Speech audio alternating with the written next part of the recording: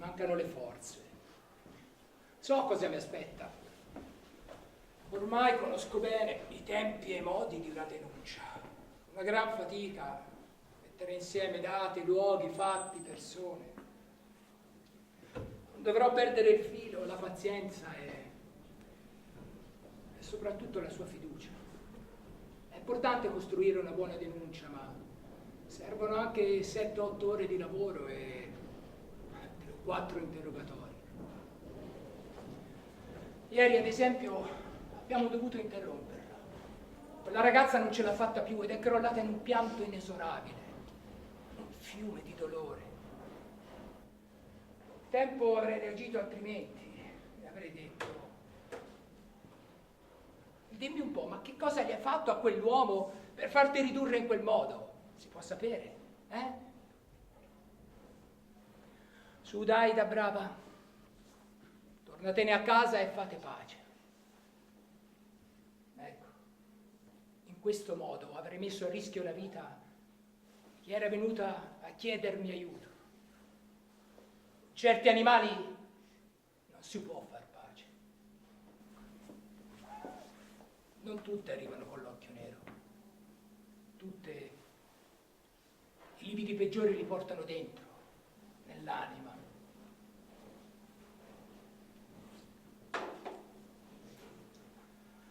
Vediamo dove siamo rimasti ieri.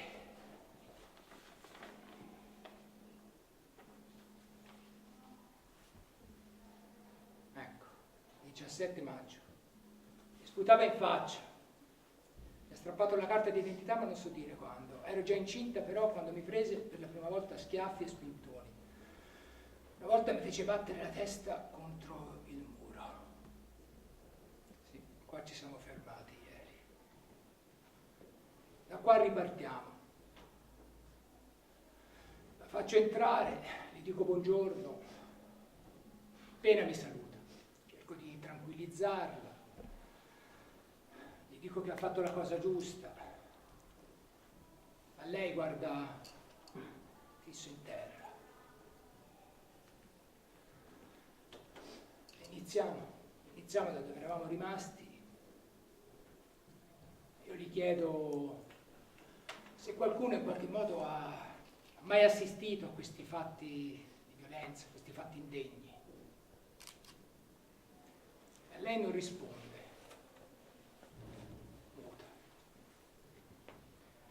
Io cerco di tranquillizzarla, ma nello stesso tempo gli dico che se non partecipa non arriviamo da nessuna parte. Libertà è fatta anche di partecipazione. Passa un po' di tempo e inizia a parlare con un filo di voce. E strappo qualche parola. Mi dice che suo figlio ha assistito spesso a questi fatti, a queste violenze. Mi dice che anche lui le ha subite, spesso e volentieri. Il mese scorso gli ha fatto volare le scale quell'animale. Poi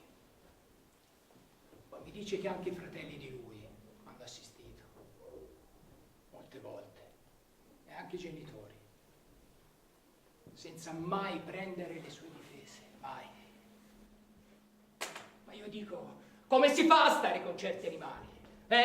Io mi sforzo di non giudicare chi ho davanti, ma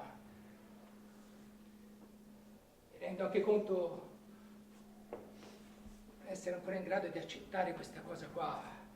Anni di lunghe sopportazioni, insulti, botte. Quando poi ci sono i bambini mi sale la rabbia e divento duro. Non sopporto tentennamenti e complicità. Ma devo stare attento a quello che dico e restare calmo. Alla fine la cosa più importante è far sentire queste donne accolte e protette. Mentre parla di atti sessuali compiuti contro la sua volontà, calci, pugni, mani strette intorno al collo, coltelli alla gola, ora non si ferma più, la diga è rotta e il mio collaboratore scrive.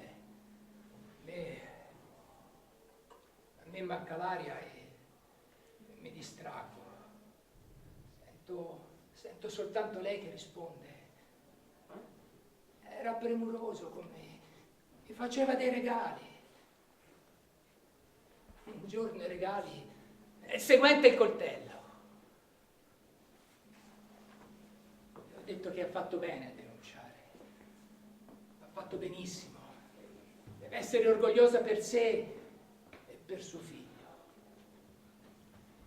Ho detto che andranno a vivere in un appartamento segreto, almeno fino alla chiusura delle indagini. I nostri collaboratori là l'aiuteranno con il bambino e anche con il suo lavoro. E che questo era il primo vero passo verso la rinascita. Perché Marta è una ragazza buona, intelligente, brava e meritava tutto il bene.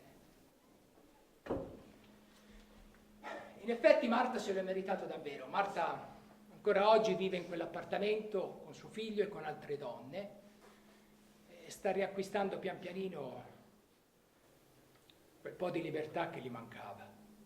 Marta ora sta bene.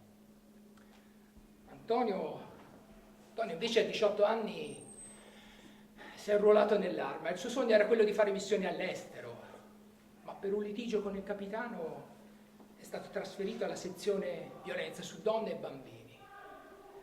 Là Antonio è cambiato ed è cresciuto. Ha continuato a studiare e nel 2011 si è laureato in psicologia, grazie soprattutto all'aiuto della moglie. Antonio, abbiamo capito che Antonio è un carabiniere.